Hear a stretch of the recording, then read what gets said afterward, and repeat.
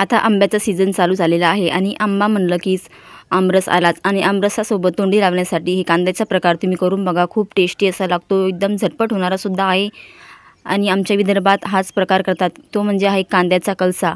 एकदम झटपट होतो आणि तोंडी लागण्यासाठी तोंडाला खूप अशी चव येते। चला आपण रेसिपीला सुरुवात करूया।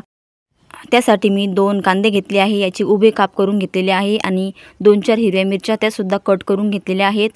आता इकडे कढई ठेवली आहे गरम करायला, त्यामध्ये आपण आता तेल टाकून घेऊया। तेल छान कडकडीत गरम होऊ द्यायचं आहे आणि नंतर त्यामध्ये आता मोहरी टाकून घेऊया आपण। मोहरी छान अशी तडतडू द्यायची आहे।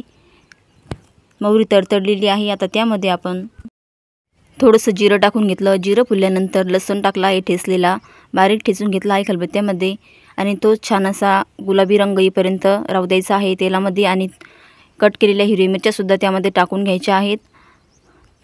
1 मिनिट छान असं परतायचं आहे। लसणाचा कलर चेंज झाला, आता त्यामध्ये आपण कांदा टाकून घेऊया उभा कापलेला आणि मिक्स करून घेऊया।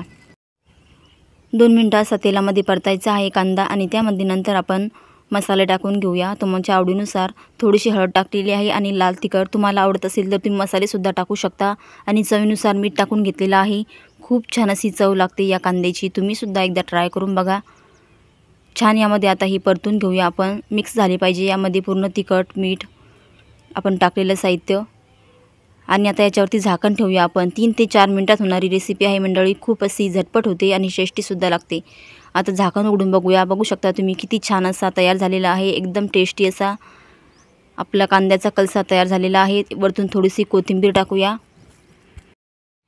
आता आपण एका डिशमध्येही काढून घेऊया, कोथिंबीर एकदा मिक्स करून घेऊया। खूप टेस्टी अशी आपली ही चटणी तयार झालेली आहे। आता एक वाटी घेतलेली आहे, त्यामध्ये आता आपण ही काढून घेऊया। रसाळीसोबत तोंडी लावण्यासाठी किंवा वरण-भात केल्यानंतर तोंडी लावण्यासाठी खूप अशी टेस्टी चटणी आपली तयार झालेली आहे आणि उन्हाळ्याच्या दिवसामध्ये ही कांद्याची चटणी तुम्ही खाल्लीच पाहिजे। कांदा हा थंड असतो त्यामुळे, आणि तुम्ही चॅनलवर पहिल्यांदा आला असाल तर चॅनलला सबस्क्राईब करून ठेवा अशा छान छान रेसिपीसाठी। आजची रेसिपी कशी वाटली कमेंट करून सांगा मंडळी।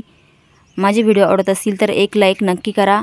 भेटूया अशा छान छान मस्त चमचमीत झणझणीत आणि भन्नाट रेसिपीमध्ये। तोपर्यंत बाय बाय मंडळी।